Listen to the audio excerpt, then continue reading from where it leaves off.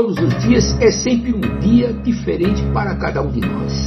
Sabedoria do Bode, o seu canal, chega mais um dia ao ar para que você possa, junto comigo, participar aqui do diálogo.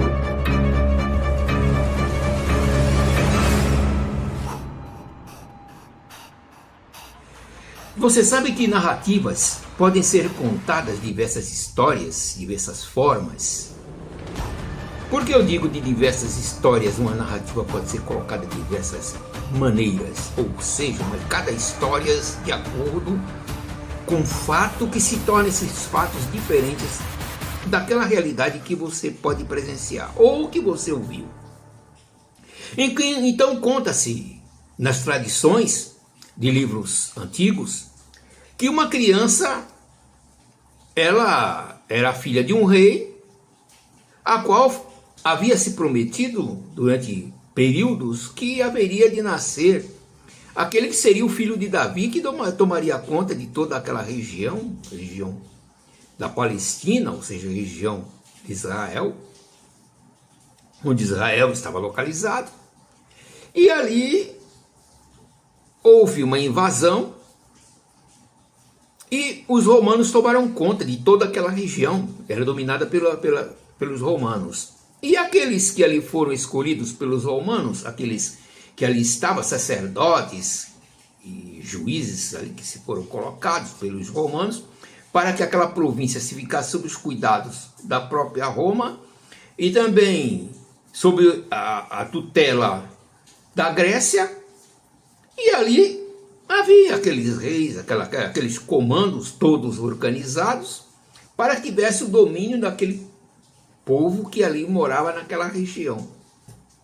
Isso se dá durante um período em que as narrativas dizem que ali haveria de nascer uma criança que seria um descendente de Davi.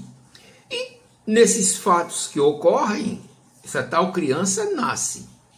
O que eu quero trazer aqui é um fato de uma maneira que você possa perceber a diferença entre uma narrativa, uma realidade e aquilo que é contado de uma forma religiosa. Os fatos podem ser colocados, a narrativa pode ser colocada e narrada de diversas formas, segundo a vontade daqueles que dirigem a oportunidade ou que estão sobre o domínio, sobre o poder.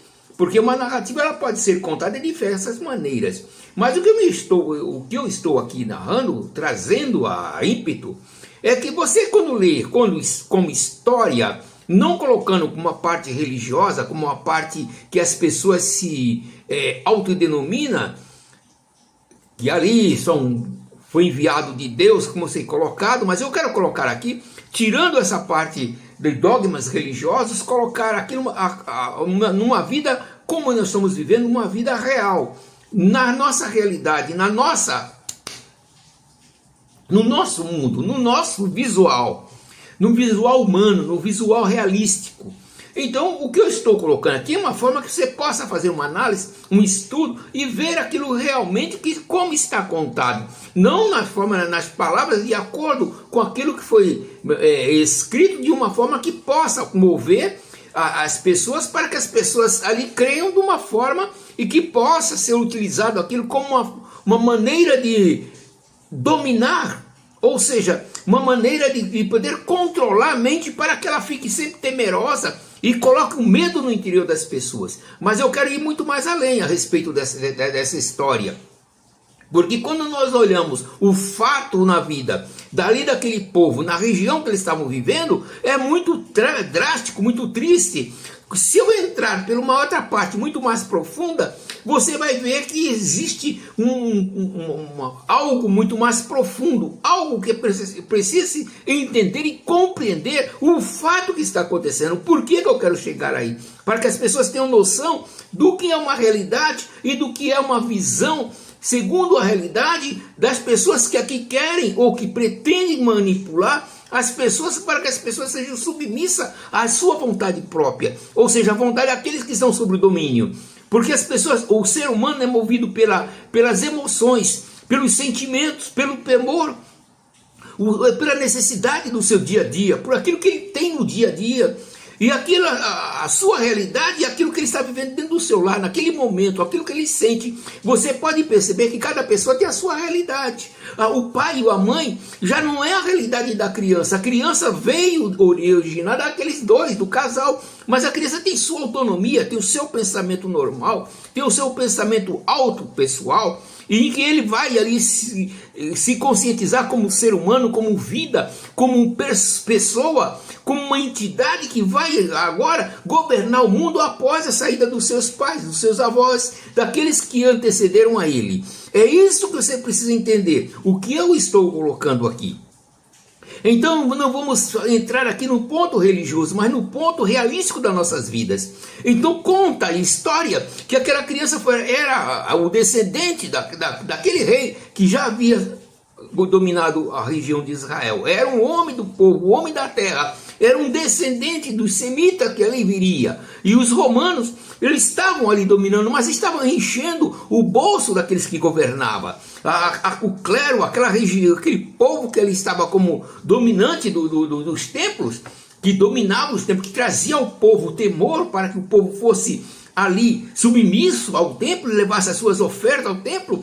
Eles ali levavam, e os que ali estavam, os sacerdotes que ali estavam enriquecendo às custas do povo, e o povo vivendo na miséria. O que eu estou trazendo aqui é uma realidade para que você entenda que o povo estava sofrendo, e os que ali estavam governando, estavam tirando tudo que o povo tinha, usurpando o povo, explorando o povo, e o povo estava vivendo numa miséria. A doença estava tomando conta, a miséria veio a tomar conta.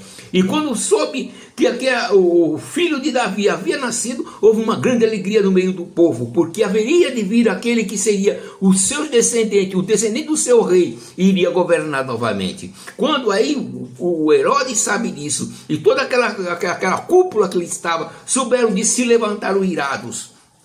Queriam dominar o seu prato, o seu ganha-pão, o seu dia a dia, porque eles eram governados pelos romanos. A intenção deles era não perder o seu poder, mas ter o poder sobre suas mãos. E aí, quando surge João Batista falando do pecado daquele povo, dos erros daquele povo que ali estava, o pecado que eu me refiro aqui é uma forma de entender a consciência errônea daquele povo, vivendo de orgia, festas de 6 meses, essas grandes festas que eram feitas, e o povo na miséria enquanto eles festejavam e passavam a viver de orgias. E ali João Batista vai ser convidado para ali ir, e ali ele vai testificar alguma coisa, que eu não quero entrar mais nesse detalhe, mas entrando ali as perguntas eram feitas, e ali o que fazem? A inveja, a ganância no coração daquele povo pediu a cabeça de João Batista, porque sabia que ele era parente daquele que era o descendente. E aí você percebe algo muito mais por trás da parede, que eles estavam protegendo o seu ganha-pão, protegendo os seus reinos. E ali depois aquela criança vai para o Egito, fica durante o período no Egito. Quando ele volta, aí a perseguição começa novamente. Souberam que ele voltou, e ali começa a inveja novamente. E até que alguém denuncia, porque ele já estava fazendo o seu corpo, o seu grupo, e ali ele falava a respeito da situação. Os sacerdotes se irritaram, procuraram uma forma de conseguir pegá-lo e o crucificaram. Porque todos os que eram considerados naqueles dias como malfeitores eram crucificados pelos romanos. Porque isso era uma forma dos romanos mostrar ao povo que não deveria desobedecer aos reis ou ao império de Roma. Então os romanos eram impiedosos, em todas as regiões que eles passaram eram muito impiedosos. Esta realidade não é contada, essa realidade é colocada de outra forma. Há uma coisa muito interessante, que as pessoas às vezes não param para pensar. Não sou de maneira nenhuma descrente à existência de um Criador. Existe uma diferença entre a manipulação humana, entre o temor no coração do homem, para que o homem não desperte de sua realidade, para que o homem fique submisso Há uma situação drástica. E ali o homem sempre fica esperando, sempre esperando que algo venha de melhor. Mas vive toda a sua vida na miséria, enquanto aqueles que dominam, aqueles que estão sobre o poder, eles vivem usurpando o povo e vivendo bem, e o povo na miséria sofrendo. Nós temos que ver o que é a realidade. E que realidade você está vivendo? No sofrimento? E aí você acredita que esse sofrimento é benéfico, que Deus quer que você sofra? É a minha pergunta. Ah, mas eu sofro por causa dos pecados. No pecado de quem? Se você nasceu. E o pecado de quem? Você está pagando o pecado do seu pai, de sua mãe? Então, você está colocando numa situação que não há misericórdia. Eu estou aqui colocando de uma forma lógica. Eu sempre falo uma história que é uma realidade. Se eu tenho um filho, e eu pego esse meu filho, e levo ele ao 8º andar, porque eu vejo muito sofrimento sobre o povo, e aí eu falo, não vou deixar meu filho viver esse sofrimento que está vivendo, a miséria que está vivendo, e jogo ele lá de cima para que ele não sofra. Ora, eu estou sacrificando meu filho para que ele não sofra, ou sacrificando ele para que outros não venham a sofrer. Ou seja, meus netos, meus bisnetos, então eu prefiro não ter geração, sacrifico meu filho para não ter mais nenhuma geração. Aí eu sou impiedoso, eu sou mau? Não, eu não tenho misericórdia, eu não tenho amor, eu não tenho amor no meu coração, mas eu estou fazendo por amor. Ah, mas você é um criminoso. Aí é onde eu entro a situação. É onde eu quero que você analise que tal amor é este que eu tenho prazer na morte do meu próprio semelhante.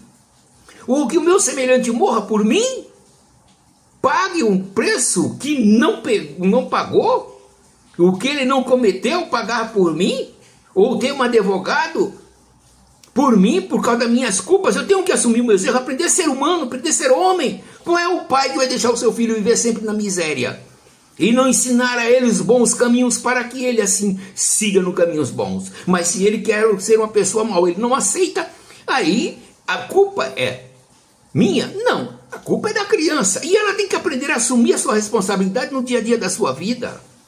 O ponto que eu estou querendo colocar aqui não é contra a religião de ninguém, nem contra a fé de ninguém, nem contra as histórias ou narrativas contadas por alguém, ou histórias que foram contadas. Porque é muito comum o ser humano acreditar em coisas com muita superficialidade, superficial, sem natureza de substância, realmente com convicção de certeza da existência de algo. Eu vejo muito nas histórias das religiões que são colocadas sobre as pessoas, em cada nação, em cada tradição, em cada região em que o ser humano se encontra. São fases da vida do homem que ele coloca, mas sempre há por trás querer o domínio da sua consciência. Tirar do homem o direito dele viver, de ter nacionalidade, dele ter razão de existência. Ou que ele possa dizer, eu sou humano, eu sou um ser que vivo e tenho minha própria autonomia. Mas ele vive submisso, vive oprimido, vive desgraçadamente perdido num caminho em que ele não sabe o que é bom e o que é mal. Ah, mas esse do bom ou mal ele escolhe. Eu estou me referindo à situação dele, ou ele aprende a viver só em sofrimento, ou aprende a viver só na abundância. Qual é a pessoa que vive feliz no sofrimento do dia a dia, com sofrimento, com doença, com fome, com angústia, com tristeza, e não conhecer a alegria? Alegria momentânea de alguns instantes. O que eu me refiro é uma coisa muito consciente.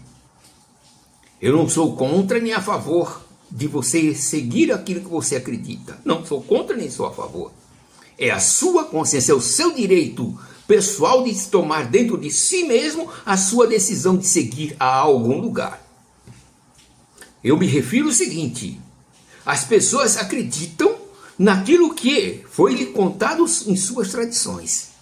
Há um exemplo muito simples que eu sempre falo: as pessoas acreditam que existe sereia, mas nenhuma dessas coisas até hoje foi substancialmente apresentado a alguém, e alguém chegou a ver, materialmente tocou nessa tal entidade. A outra história contada, e que eu vejo muitas pessoas que seguem, e eu não sou contra quem siga, Mas eu quero que as pessoas entendam o que ele está acreditando, se é real ou é imaginário, se é uma situação que ele está sendo movido por suas emoções e que não consegue quebrar esta raiz dentro dele, mesmo que ele faça as melhores faculdades, que ele siga os melhores conhecimentos que tem a humanidade, mas ele vai continuar sempre agarrado às suas tradições, agarrado ao medo no seu interior. Eu vejo muito comum as pessoas no dia a dia de suas vidas com problemas psicológicos, procurando na realidade um psicólogo, um psiquiatra, um doutor em neurociência para que possa ajudar ele a entender a sua consciência, entender a sua personalidade, entender o que está acontecendo com ele, que ele não consegue ter um controle íntegro dentro do seu ser. Há outros que procuram nas drogas uma forma de se aliviar desse sofrimento. Outros procuram na bebida, na bebida em que ele possa aliviar o seu sofrimento. Não procura na realidade ali resolver o seu problema, mas procura ali afastar, sucumbir àquela situação e não pensar naquela situação, não tentar resolver, não tentar se conscientizar o que ele deseja de melhor para si. E muitas vezes ele não consegue, então prefere viver uma vida de sexo, numa vida de drogas e não ter responsabilidade com nada. Porque ele acredita que se ele não tem um merecimento, ou que ele não é capaz, então ele prefere se jogar e viver na miséria. Outros se jogam debaixo de um trem, como é muito comum aqui em São Paulo. Então quase durante o ano é quase constante, sempre pessoas se suicidando, se lançando na frente dos trens. E isso é causado, aí diz, não, isso é causa da humanidade e pelo pecado da humanidade. Meu amigo, minha amiga, analise, pense dentro de si. Qual o pecado que você tem de sair para a sua casa para trabalhar? Qual o pecado que você fez para que você não tenha o seu pão de cada dia? Enquanto outros vivem em regalia, vivendo com alegria, vivendo, gastando dinheiro com iates, com aviões, viajando de um país para o outro toda semana, com dinheiro que pode sustentar um país inteiro, e as pessoas dizerem, não, mas ele é merecedor. Quem é que então está vivendo numa realidade? Ou você vive nos seus sonhos, ou você vive na sua real vida que vive? Tem pessoas que não estão nem se preocupando com o seu dia a dia, estão tão acostumadas a viver no sofrimento que não procuram entender o que está acontecendo no seu país, o que está acontecendo na sua realidade. Aqueles que estão dominando estão lhe sacrificando a sua vida, tirando dele o direito dele pensar e raciocinar, dele poder estudar, de poder fazer alguma coisa e ele entender dentro de si mesmo quem ele é, o que ele é. Então prefere acreditar aquilo que lhe é colocado por sacerdotes, por pessoas que são ligadas ou dominantes das religiões, para que ele acredite que o dia que ele morrer, ele vai encontrar paz, felicidade no mundo melhor. Eu sempre analiso e penso, que mundo melhor você quer para você? Colocar que Deus é culpado do seu sofrimento? Colocar que seu sofrimento é culpa daquele que realmente não tem culpa? Que a culpa compete a cada um de nós? Nós somos responsáveis pelas nossas atitudes, porque na própria escritura que eles assim anunciam, ou eles testificam que é realidade. Então se ele testifica que é realidade, diz que é propósito divino, então você está dizendo que Deus está tendo prazer no seu sofrimento, e que o seu sofrimento é por prazer de Deus, que Deus tem prazer que você sofra. Ou você tem a liberdade de escolher para você e decidir o que você quer. Mas para você decidir, precisa tirar aqueles que estão na sua cabeça, dominando o seu dia a dia, empurrando você para o precipício, mentindo para você, enganando você. Porque hoje em dia a mentira é muito comum nas igrejas, então as mentiras têm se propagado de uma forma que eu não vejo nem mais ninguém dizer eu tenho fé. Eu acredito em Deus. Eu creio que ele existe, mas não esse Deus que se anuncia, que se prega, que se ensina, que se manifesta da forma que as pessoas querem que seja. Hoje você não sabe discernir, mas não sabe entender o que é manifestação reais ou o que é manifestação espirituais. Vamos colocar assim, o que é carne, o que é falso, o que é problema mental. O que é emoções em excesso ou alguma ilusão mental. Porque todos nós somos movidos por nossas emoções. Eu não escolho entrar nem aqui na parte religiosa. Estou falando da pessoa, na consciência que você tem. Quando você tem um problema, você briga com seu marido, com sua esposa, com seus filhos, me perdoe aqui a expressão, quando a esposa briga, melhor colocando, com o seu marido, e o marido briga com a sua esposa, e os dois com os seus filhos, agora sim fica melhor a expressão para que ninguém entenda o diferente. Então, aí chega o ponto em que eu quero colocar, de quem é a culpa. Porque aí um empurra a culpa para o outro. A culpa é da criança, a criança diz que a culpa é do pai, a mãe diz que a culpa é do marido, e ali a culpa é de nenhum deles. Aí foi o demônio. Mas que coisa tão estranha quando se coloca a culpa em algo que você não tem substancialmente consciência que aquilo é real. Ah, mas ele existe. Mas ele praticou a maldade? Não, a maldade é praticada pelo homem. O homem tem os desejos próprios, consciência própria, ele tem decisões próprias. O homem só não tem poder sobre a sua morte. Quando o seu corpo perde as forças e não tem mais como ele restaurá-la. Mas que você tem poder de poder analisar cada realidade que você está vivendo. O que é que você está vivendo? Quando você está dormindo, a sua realidade é no sonho. Quando você acorda, você esquece aquela realidade e passa a viver a realidade que você está vivendo com a sua família. E tem pessoas que o seu lar é o primeiro lugar. Ele só pensa na sua casa, no seu pão, no seu alimento, na roupa que veste, nos filhos e na esposa. O vizinho, tudo para fora, para ele pouco importa. Se ele está sofrendo na casa dele, aí ele culpa todo mundo que está em volta dele. Mas ele tem que pensar conscientemente quem é o responsável de todas essas atitudes e desse sofrimento que a humanidade vive. A culpa de quem é? Somos nós que estamos deixando nos levar ou sendo influenciados com emoções que não sabemos discernir o que é Deus ou o que é Deus e que Deus realmente nós cremos. Que tudo o que existe, que se diz é Deus, porque Deus existe vários, mais de 3.000 dentro da Índia. Mas todas as histórias que contam sobre esse famoso, que eles manifestam como Deus, sempre conta a mesma história. Sempre existe aquele que há de vir, sempre existe aquele que há de se manifestar para livrar o homem do sofrimento. Ou o homem está no sofrimento porque ele espera em alguém fazer alguma coisa por ele e não procura fazer ele mesmo. É o motivo de nós analisarmos, primeiramente, o que nós somos, o que nós vivemos, o que nós estamos. Porque muitas das coisas que a culpa na humanidade, do sofrimento do homem, não é Deus, não é o diabo, é o próprio homem. O próprio homem, ele manifesta a sua maldade e procura sempre alguém para que ele apontar o dedo e dizer: você é o culpado pelo meu sofrimento. E aqueles que estão em cima, superior a todos, ele quer comandar todos. Ele quer ser o líder de todo mundo, porque esse é o sonho. Eu muitas vezes ouvi e ouço muitos, até pastores aí, falando, ou padres que seja, que eles querem chegar no céu e receber uma coroa e viver ao lado de Deus. Ele quer estar ao lado de alguém que mande, que comande, que ele possa fluir e não fazer alguma coisa. Então ele espera sempre viver na alegria, no sofrimento, ao lado de alguém que ele possa fazer o que ele quer. Mas nunca pensa ele em vencer e ser alguém por forças próprias. Entender o que é a realidade, o que é falsidade, o que é real, o que é o imaginário. Vamos seguir em frente. Até o próximo.